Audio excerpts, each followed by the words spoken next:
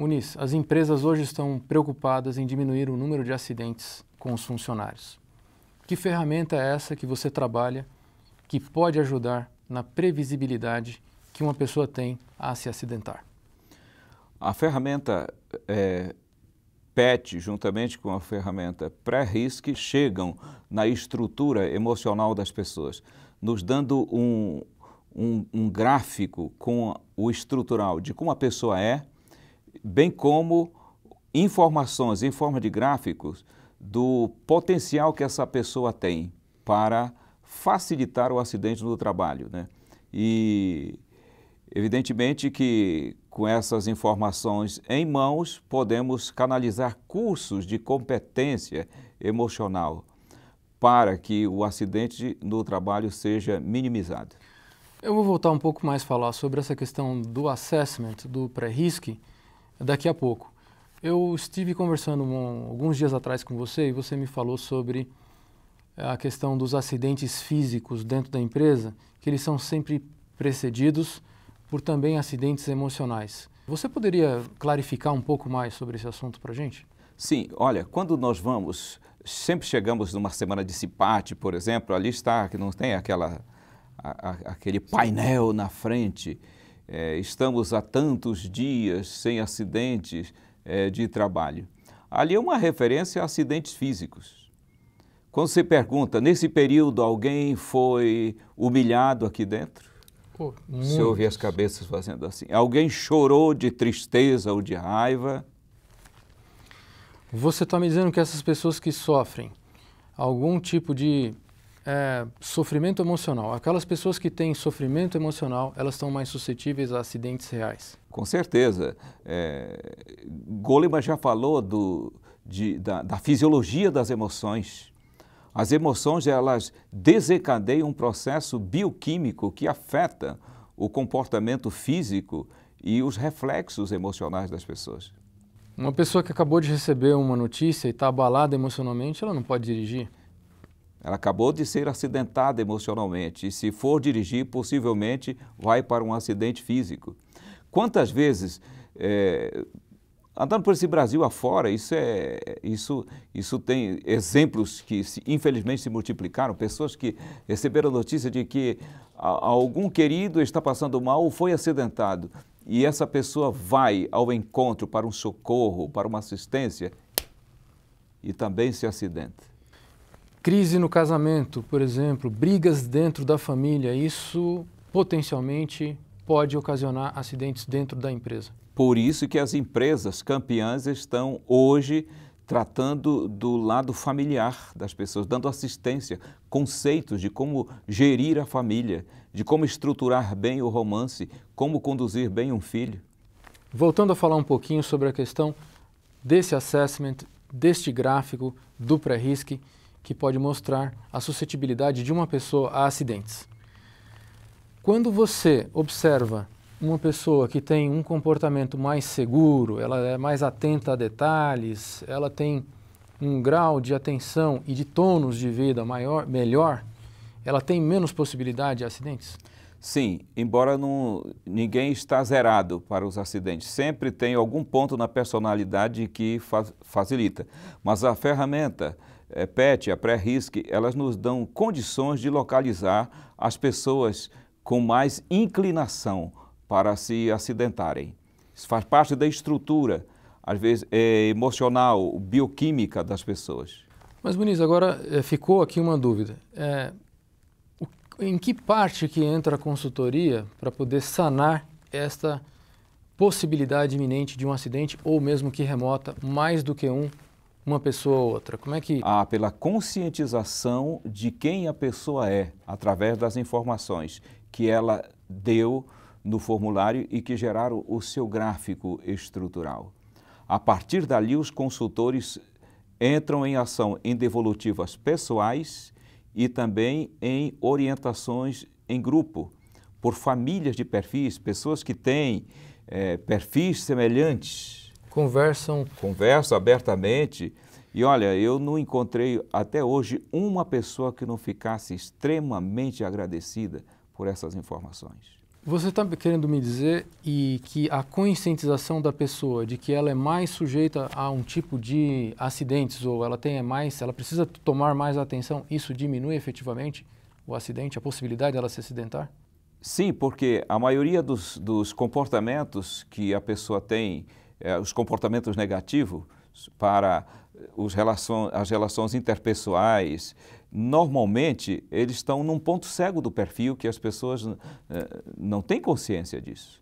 É o que a gente chama de comportamentos culposos, não dolosos. A consultoria vai trazer isso à tona para que a pessoa tome consciência de que esse proceder vai descambar num acidente físico. Ok. Além da ferramenta poder comparar a suscetibilidade da pessoa a acidentes, ela também compara isso às zonas, às áreas de risco da empresa de 0 a 4, como é conhecido hoje. Isso, nós podemos com facilidade localizar uma pessoa que no seu estrutural ela está praticamente inadequada para trabalhar numa zona 4 3 ou de 4. risco. Quer dizer, se no gráfico aparecer 4 e ela está trabalhando numa zona 4, é um risco iminente de acidente. É só você esperar quando vai acontecer. Olha que trágico isso daqui, mas que vai acontecer, vai. Então, você imagina o que significa isso em termos de humanização da empresa? Você se antecipar ao perigo? Essa é uma consultoria que salva vidas.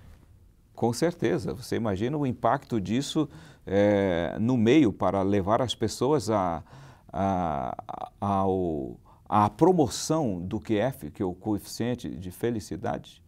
Agora, tudo começa e se intensifica na educação emocional, normalmente começando pelas lideranças.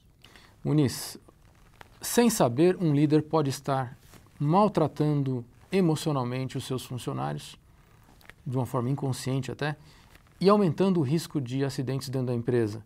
O que acontece quando ele fica sabendo que o comportamento dele pode ser ajustado para obter uma melhor solução dentro da empresa? Praticamente 100% deles ficam muito agradecidos à empresa por essa preocupação. Você sabe por quê? Olha, a década de 50 foi super ênfase em produção. Década de 60, super ênfase em vendas. Década de 70, super ênfase na administração. Década de 80, começo de 90, super ênfase no marketing. Se produzia, era preciso vender o que estava produzindo. Era preciso administrar o que se estava ganhando. Agora era preciso sofisticar a arte de apresentar o produto ou o serviço. Só na virada do século, do milênio, é que veio a ênfase em pessoas. Então nós temos ainda nas empresas essa herança da década de 50, super ênfase em produção, onde o afeto não está presente. Só que esses líderes, daqui para frente, para eles sobreviverem, eles precisam ser também afetivos para serem mais efetivos. Por quê? Capital intelectual eles são. Desejáveis do ponto de vista técnicos, eles são.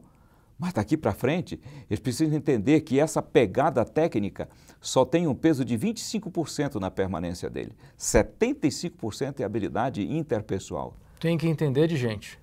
Senão, infelizmente, ele vai ser demitido. Você sabe por quê? A demissão da folha de pagamento, ela é apenas o ponto culminante, porque no coração essas pessoas normalmente já estão demitidas. Amigo, você imagina o que significa conscientizar um grupo de líderes dos seus traços que azedam o ambiente e agora ele passar a evitar isso? O que significa isso em termos de produtividade? E diminuição de prováveis acidentes. Acidentes e do aumento do prazer em se estar num ambiente de trabalho. Para finalizar, Muniz, você poderia contar rapidamente uma história de algum líder que tomou consciência disso e mudou a postura em relação a isso? Assim, tem muitas histórias, mas tem a história de um rapaz que ele sabia que a permanência dele era por sua imensa habilidade técnica, pelo domínio. Era um capital intelectual. Da empresa. Né? Só que o prejuízo que ele causava do ponto de vista emocional era imenso. Ninguém conseguia conviver com ele. E ele achava que era um homem prático e indispensável. Quando ele tomou conhecimento dos traços que complicavam o meio, ele resistiu em princípio, porque a pessoa não quer sair da zona de conforto. Por exemplo, o autoritarismo é um dos comportamentos que mais geram acidentes do trabalho. O autoritarismo, como você tocou, às vezes é confundido como eficácia. Eficácia, praticidade, fazer acontecer, não é? E só que esse moço, sendo uma pessoa autoritária, ele achava que era o desejável, aquele imprescindível, o insubstituível. Ele deixou transparecer isso no momento da devolutiva do seu perfil. E na hora que ele caiu a ficha? Hoje, quando a gente tem a oportunidade de se encontrar, sempre repete o abraço, a gratidão e tem mais, hein? Sabe onde eles começam a aplicar isso? Em casa. Muda com a família também, Impacto positivo na família. Pode-se dizer que ele teve uma evolução dentro do perfil dele. E teve uma educação. O perfil continua o mesmo, só que são localizadas as ervas daninhas que a pessoa vai conscientemente agora procurar eliminá-las ou sufocá-las, para que os traços positivos sobressaiam. Para a gente resumir, a consultoria ela trabalha em dois aspectos, podemos dizer assim. Ela tanto conscientiza as pessoas dos seus potenciais e dos seus gaps, das suas ervas daninhas que precisam trabalhar no perfil, como também tiram as pessoas de alto risco de acidentes, colocando em áreas mais seguras, é isso? É interessante você tocar nisso, porque para deixar as pessoas numa zona de confiança e de bem-estar, a ferramenta não tem nenhuma preocupação com demissão de ninguém, mas sim com a educação do perfil, ok? Isso é importante pontuar isso aqui.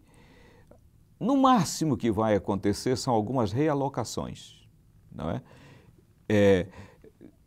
Demissões serão evitadas. Pessoas que estavam na marca do pênalti por comportamentos inadequados voltam porque a empresa diz assim, agora vamos dar um tempo para ver se ele se ajusta. E normalmente as pessoas aproveitam essa oportunidade de autoconhecimento, porque este é o foco do momento, né?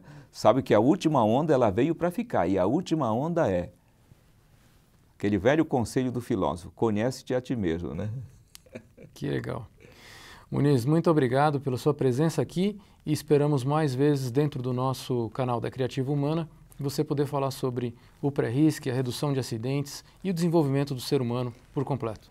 Algo que é previsível, amigo, algo que é previsível, a chance de acontecer não é remota. Quando eu localizo a previsibilidade de risco, eu vou trabalhar para evitar, agora conscientemente. Qual empresa que não quer isso? Com essa ênfase de que a vida está em primeiro lugar. Qual empresa que não quer estar bem ranqueada? Tipo, essa empresa entra entre as 100 melhores para se trabalhar, porque a vida é valorizada. Muito obrigado a você, Muniz. Esperamos você logo, logo num próximo encontro aqui. Imenso prazer partilhar essas informações.